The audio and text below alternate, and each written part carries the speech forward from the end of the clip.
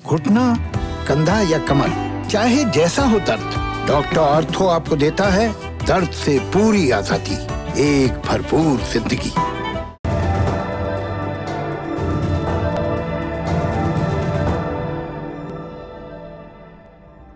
एक मुल्क जहां की अफवाहें बाकी दुनिया में ब्रेकिंग न्यूज बनकर दौड़ती हैं, फौरन ट्रेंडिंग की लिस्ट में शामिल हो जाती हैं। एक राजा जिसकी हर एक चाल पर दुनिया के ताकतवर देशों की नजर होती है, लेकिन उनकी नजरें अक्सर धोखा खा जाती हैं। सूत्र नाकाम साबित होते हैं क्योंकि राजा वही बाहर आने देता है जिससे उसका हित सधता है। इस बार बाहर आया है एक इकबालिया बयान, आंसुओं के कुछ कतरे और साथ में निकले बहुत सारे मतलब। नमस्कार, मेरा नाम प्रतीक्षा है और आप देखना शुरू कर चुके हैं इंटरनेशनल खबरों का लल्लन टॉप बुलेटिन दुनियादारी। आज बात नॉर्थ कोरिया के तानाशाह किम जोंग उन की। बात उस समारोह की जहां एक अविश्वसनीय तस्वीर देखने को मिली, जिसमें किम जोंग उन ने अपनी जनता से कहा, आई एम सॉरी। इतना कहते ही उनकी आंखों से आंसू ढुलक आए। साथ में बात होगी साउथ कोरिया, जापान और अमेरिका की बढ़ती चिंताओं की। ये सब कब और कहां से शुरू हुआ? ये शुरू हुआ नॉर्थ कोरिया की राजधानी प्योंगयांग में 10 अक्टूबर के दिन। मौका था वर्कर्स पार्टी ऑफ कोरिया की स्थापना की 75वीं सालगिरह का। यह नॉर्थ कोरिया की सत्ताधारी पार्टी है और सबसे बड़ी भी। यहां विपक्ष की गुंजाइश नहीं है। इस खास आयोजन के दौरान भव्य आर्मी परेड निकली। लंबी दूरी तक मार करने वाली मिसाइलों, टैंकों और अन्य खतरनाक हथियारों का प्रदर्शन हुआ। नॉर्थ कोरिया ने शक्ति प्रदर्शन करने में कोई कसर नहीं छोड़ी। लेकिन इन दिखावों की चर्चा ज्यादा नहीं हुई। हंगामा बरपा एक भाषण पर। भाषण किसका? नॉर्थ कोरिया के सबसे ताकतवर शख्स का, सुप्रीम लीडर का। मिलिट्री परेड को संबोधित करते हुए supreme leader Kim Jong Un ने जो कहा वो उम्मीद से परे था।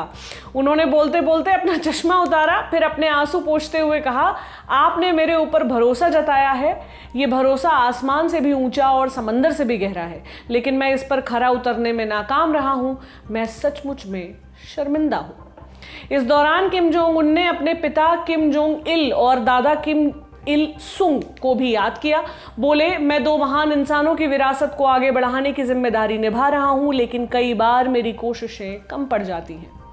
किम जोंग इल की मौत 2011 में हो गई थी। तब से नॉर्थ कोरिया में किम जोंग उन का शासन चल रहा है। नॉर्थ कोरिया पर नजर रखने वाले जानकार बताते हैं, किम जोंग उन का शासन पिछले शासकों की तुलना में ज्यादा क्रूर है।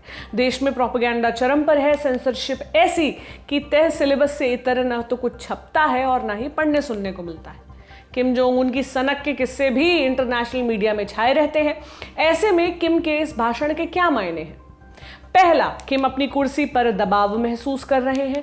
उनकी सरकार कोरोना संक्रमण और साइक्लोन से हुई तबाही को रोकने में विफल रही है। आपको बता दें कि नॉर्थ कोरिया में कोरोना संक्रमण का एक भी मामला सामने नहीं आया है। सरकार पर जानकारी छिपाने के आरोप लग रहे हैं। चीन नॉर्थ कोरिया का पड़ोसी भी है और सबसे बड़ा ट्रेड पार्टनर भी। कोरोना संक्रमण के कारण दोनों देशों की सीमाएं बंद है। ऐसे में जरूरी सामानों की आपूर्ति रुकी हुई है। इसके अलावा बाढ़ और तूफानों ने हालात को और बिगाड़ दिया है। जनता को 2 जून की रोटी और दवाएं तक उपलब्ध नहीं हो पा रही है। दूसरा मतलब, किम को सच में जनता की तकलीफों का एहसास है। अपने पिता और दादा की तुलना में वो लोगों के ज्यादा करीब हैं और बदलाव के पक्षधर भी। किम आपदा वाली जगहों का खुद से मुआयना करते हैं। बच्चों से मुलाकातों की तस्वीरें भी स्टेट मीडिया पब्लिश करता रहता है। किम अपनी पत्नी को विदेशी दौरों पर साथ ले जाते हैं। ऐसा किम के पहले के शासकों ने कभी नहीं किया। साउथ कोरिया और अमेरिका के साथ बातचीत करने की पहल भी किम को पुराने शासकों से अलग बनाती है। किम के भाषण का जो तीसरा मतलब निकाला गया वो ये कि किम जोंग उन के आंसू घड़ियाली हैं। मिलिट्री परेड के अगले ही दिन नॉर्थ कोरिया में मास गेम्स का आयोजन हुआ। इसमें 10,000 से अधिक डांसर्स, जिम्नास्ट, मार्शल आर्टिस्ट और गायकों ने हिस्सा लिया। इस समारोह में किम जोंग उन का वही पुराना लुक देखने को मिला जिसके लिए वो कुख्यात हैं। चिंता और दर्द वाले भाव उनके चेहरे से गायब दिखे। भव्य स्वागत और पार्टी की जय जय से पूरा माहौल गूंज रहा था। एक दिन पहले आंखों में आंसू भरकर माफी मांगने वाले किम जोंग उन देश के हालात से बिल्कुल बेखबर दिख रहे थे। मानवाधिकार समूह ये आरोप लगाते रहे हैं कि नॉर्थ कोरिया के मास गेम्स के तहत बच्चों पर अत्याचार होता है, उन पर बेहतर करने का दबाव होता है, उन्हें कठोर ट्रेनिंग प्रोग्राम का हिस्सा बनना पड़ता है। इस प्रोसेस में शारीरिक और मानसिक टॉर्चर भी खूब होता है। इसलिए यह दावा कि किम जोंग उन अपनी जनता के प्रति संवेदनशील हो गए हैं, झूठा लगता है। इस प्रोग्राम के दौरान किम और उनके टॉप अधिकारियों ने मास्क भी नहीं पहना, जबकि सामने बैठे हर एक व्यक्ति के चेहरे पर मास्क चढ़ा हुआ था। समारोह में कोविड-19 प्रोटोकॉल का भी पालन नहीं किया गया। इससे नॉर्थ कोरिया में कोरोना संक्रमण फैलने का खतरा बढ़ गया है। यहां अभी तक एक भी कोरोना का मामला रिपोर्ट नहीं किया गया है। ये तो हुई किम जोंग उन के भाषण की बात। अब बात करते हैं साउथ कोरिया, जापान और अमेरिका की। क्यों इन देशों की चिंताएं बढ़ गई हैं? वजह है आधुनिक हथियारों का प्रदर्शन। नॉर्थ कोरिया ने मिलिट्री परेड में जिन हथियारों को दिखाया, उन्हें विकसित और अधिक मारक बताया जा रहा है। जापान के प्रधानमंत्री योशिहिदे सुगा के चीफ कैबिनेट सेक्रेटरी कात्सुनोबु कातो का बयान चर्चा में है। उन्होंने कहा कि हम इस नए खतरे से निपटने के लिए अपने डिफेंस सिस्टम को बेहतर बना रहे हैं। उन्होंने ये भी कहा कि उनका देश इस चुनौती का सामना करने के लिए अमेरिका और साउथ कोरिया के संपर्क में बना रहेगा।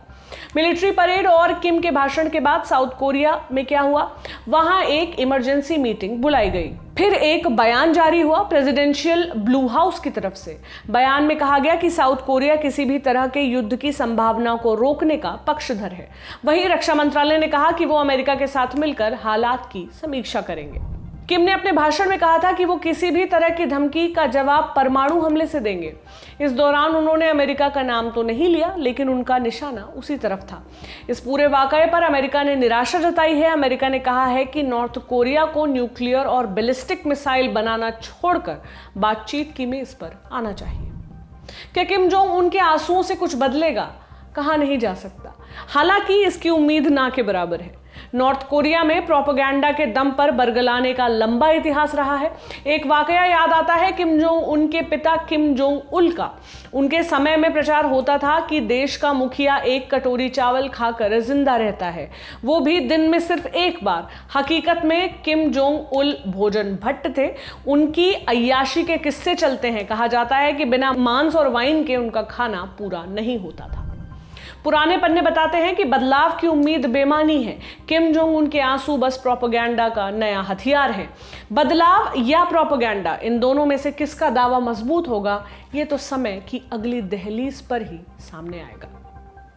ये था हमारा बड़ी खबर सेगमेंट। अब बारी है सुर्खियों की।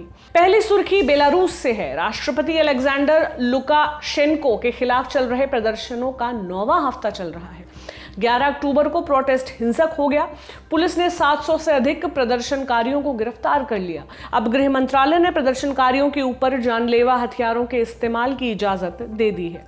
यूरोपियन यूनियन ने इस कदम की आलोचना की है और बेलारूस पर प्रतिबंध बढ़ाने की बात कही है। अलेक्जेंडर लुकाशेंको पिछले 26 सालों से सत्ता में है। अगस्त 2020 में हुए चुनाव में उन पर धांधली के आरोप लगे। ब्रिटेन, अमेरिका और यूरोपियन यूनियन ने लुकाशेंको की जीत को मान्यता नहीं दी है। लुकाशेंको का सपोर्ट रूस कर रहा है। व्लादिमीर पुतिन ने कहा है कि प्रोटेस्ट को दबाने के लिए रूस की पुलिस को बेलारूस में तैनात किया जा सकता है। दूसरी सुर्खी सिंगापुर से है। सिंगापुर एयरलाइंस ने कोविड-19 से हुए घाटे से उबरने के लिए अनोखी पहल की है। एयरलाइंस ने हैंगर में लगे विमानों में खाना परोसने की शुरुआत की है। आप प्लेन में बैठकर लंच और फिल्म का आनंद ले सकते हैं। बस वो प्लेन हवा में नहीं रहेगा। प्लेन में लंच करने की कीमत 2800 रुपये से शुरू होती है। फिलहाल एयरलाइंस ने 2 एयरबस 380 में ये प्रयोग किया है। पहले दिन सारी टिकटें बुकिंग शुरू होने के आधे घंटे के अंदर ही बिक गई। इससे पहले सिंगापुर एयरलाइंस ने बिना कहीं उतरे हवाई यात्रा कराने का प्लान लॉन्च किया था, लेकिन बाद में एयरलाइंस ने इस प्लान से हाथ पीछे खींच लिया। कोविड-19 के कारण दुनिया भर की एयरलाइंस इंडस्ट्री भयंकर घाटे में है। पिछले महीने ही सिंगापुर एयरलाइंस ने 4300 कर्मचारियों को काम से निकालने का ऐलान किया था। आज की तीसरी सुर्खी नाइजीरिया से है। पुलिसिया टॉर्चर के खिलाफ चल रहे प्रोटेस्ट के 6ठे दिन 2 लोगों की मौत हो गई। राजधानी अबुजा और लागोस जैसे बड़े शहरों में जनता सड़कों पर है। प्रदर्शनकारी स्पेशल एंटी रॉबरी स्क्वाड, जिसे SARS कहते हैं, उसको भंग करने की मांग कर रहे हैं। 11 अक्टूबर को सार्स को भंग कर दिया गया। सोमवार 12 अक्टूबर को राष्ट्रपति मोहम्मद बुहारी ने भाषण दिया। उन्होंने कहा कि सार्स को भंग करना पुलिस तंत्र में सुधार की कोशिशों का पहला हिस्सा है, लेकिन प्रदर्शनकारी इसके बाद भी नहीं रुक रहे हैं। उनका कहना है कि सार्स के ऑफिसर्स को दूसरी यूनिट्स में भर्ती किया जा रहा है, दोषी पुलिस वालों को बचाया जा रहा है, इसलिए सुधार लाने की बात बेमानी है। ये थी आज की सुर्खियां। अब बारी है तारीख सेगमेंट की। आज है 13 अक्टूबर। इस तारीख का संबंध एक प्लेन क्रैश से है। वो क्रैश जिसके 16 यात्री 72 दिनों के बाद सही सलामत मिले, जिन्होंने जिंदा रहने के लिए लाशें खाई और जीवटता की चरम सीमा को पार किया। पूरी कहानी क्या है? उरुग्वे की एक रग्बी टीम थी, ओल्ड क्रिश्चियंस क्लब। अक्टूबर 1972 में इस टीम को चिली में एक मैच खेलने का ऑफर मिला। चिली पहुंचने के लिए एक प्लेन किराए पर लिया गया। इसमें खिलाड़ियों के साथ साथ उनके दोस्त और फैमिली मेंबर्स भी सफर करने वाले थे। 12 अक्टूबर को प्लेन ने 45 यात्रियों के साथ मॉन्टेवीडियो से उड़ान भरी चिली की राजधानी सेंटियागो के लिए। रास्ते में उन्हें तूफान का पता चला। उस रात प्लेन अर्जेंटीना में उतरा। अगले दिन सफर आगे बढ़ा। रास्ते में एंडीज माउंटेन रेंज पड़ता था। पायलट नौसिखिया था। उसने अनुमान लगाया कि प्लेन एंडीज को पार कर चुका है, अब चिली बहुत दूर नहीं है। उसने प्लेन को नीचे उतारना शुरू कर दिया। हकीकत में ऐसा नहीं था। प्लेन एंडीज की एक चोटी से टकरा गया। उसके टुकड़े बर्फीली चोटी पर बिखर गए और बिखरने लगी प्लेन में सवार लोगों की सांसें। सर्च ऑपरेशन चलाया गया, लेकिन उनके हाथ में कोई सुराग नहीं मिला, मलबे का कोई निशान नहीं। 8 दिन बाद सर्च ऑपरेशन पर फुल स्टॉप लग गया, लेकिन कुछ लोग थे जो अपने हौसले पर फुल स्टॉप लगाने के लिए तैयार नहीं थे। ये वो लोग थे जो प्लेन क्रैश में जिंदा बच गए थे। इन्होंने हौसला न छोड़ने का फैसला किया। अपने दोस्तों की लाशें खाकर जिंदा रहे, हर दिन मदद की राह ताकते, लेकिन कोई उन तक नहीं पहुंच रहा था। क्रैश के 60 दिनों के बाद 2 लोगों ने पहाड़ी पार करने की सोची ताकि बाकियों तक मदद पहुंचाई जा सके। उनके पास हाइकिंग का कोई भी सामान नहीं था, न ही बर्फ को झेलने लायक कपड़े थे। इसके बावजूद उन्होंने अंतिम कोशिश की। 10 दिनों तक पहाड़ी की चढ़ाई के बाद उनकी भेंट सामान ढोने वाले एक व्यक्ति से हुई। उसने इन लोगों को खाना और पानी दिया। फिर आगे सफर करके उनकी सूचना चिली सरकार तक पहुंचाई। 23 दिसंबर 1972 को बाकी बचे यात्रियों को निकाल लिया गया। कुल 45 में से सिर्फ 16 जिंदा बच पाए। जनवरी 1973 में प्लेन क्रैश की साइट पर सामूहिक कब्र खोदी गई और मारे गए लोगों की लाश को वहीं पर दफन कर दिया गया। 12 लाशों के सिर्फ कंकाल बचे थे। इस अनोखे सर्वाइवल की कहानी पर बनी फिल्म अलाइव 1993 में रिलीज हुई। ये था आज का दुनियादारी शो। आज विश्व कविता में आपको सुनाते हैं जेम्स फेंटन की कविता। 71 वर्षीय जेम्स अंग्रेजी भाषा के कवि, पत्रकार और समीक्षक हैं। उनकी कविताओं के लिए उन्हें Queen's gold medal for poetry जैसे प्रतिष्ठित पुरस्कार भी मिल चुके हैं। आइए सुनते हैं उनकी कविता हवा, जिसका हिंदी अनुवाद किया है प्रमोद कौंसवाल ने। ये बयार बह चली है, निकली है भुट्टे के खेत से। यहाँ पर अच्छी खासी भीड़ जमा है एक भयावह त्रासदी के बाद। नीचे चलने वाली मंद मंद हवा है आफत में। परिवार, जनजातीय लोग, राष्ट्र और तमाम जीवित शक्तियां जिन्होंने कुछ सुना है, देखा है, जिसकी कोई उम्मीद हो या गलतफहमी, जो हवा अपने साथ ले गई उड़ाकर शिखर को, झाड़ियों की कतार को झुकाती हुई, तहस नहस करती, आग और तलवार की कहानी के साथ। कैसे गुजर जाते हैं हजारों साल, ये बात मैंने 2 पल में देखी है। जमीन खत्म हो गई, भाषाएं बनी और विभाजित हुई। ईश्वर पूर्व की ओर चला गया और अपने को महफूज महसूस कर रहा है। उसके भाई को अफ्रीका में कहीं खोजा गया, विचरते हुए झंखाड़ों में।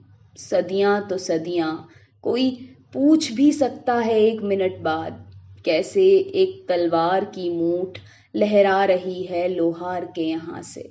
और जाने कहाँ वो गाएंगे, समुंदर के कारोबार की तरह, किसी हंसी ठहाके के साथ हवा में। ये बयार बह चली है, निकली है भुट्टे के खेत से।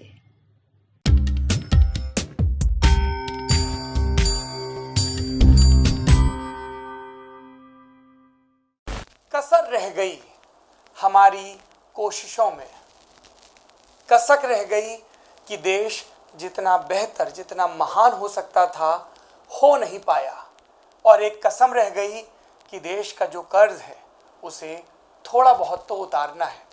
भावुकता का लबादा ओढ़कर बोलता तो यूं बोलता, लेकिन बात सीधी है तो सच्चे ढंग से आप तक कही जानी है। लल्लन टॉप लेकर आया है एक नया प्लेटफॉर्म, तेरा तुझको अर्पण। ये प्लेटफॉर्म उन सब भारतवासियों के लिए है जो भारत से दूर किसी दूसरे देश की जमीन पर हैं, कभी पढ़ाई के लिए, कभी नौकरी के लिए।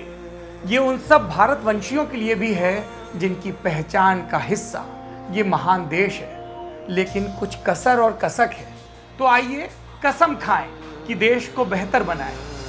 हमें आपसे चाहिए आपके हिस्से का ज्ञान, जो आप लल्लन टॉप के जरिए अपने देशवासियों के साथ साझा करें। ये मस्ती के पल भी हो सकते हैं जब आप कहीं घूमने जाएं और आपको लगे कि सिर्फ मेरे यार दोस्त और परिवार वाले ही क्यों, पूरा देश जाने इन नायाब चीज़ों के बारे में। ये पॉलिसी से जुड़ा, ज्ञान से जुड़ा कोई मसला हो सकता है। तो आइए और लल्लन टॉप की इस नई पेशकश तेरा तुझको अर्पण का हिस्सा बनिए।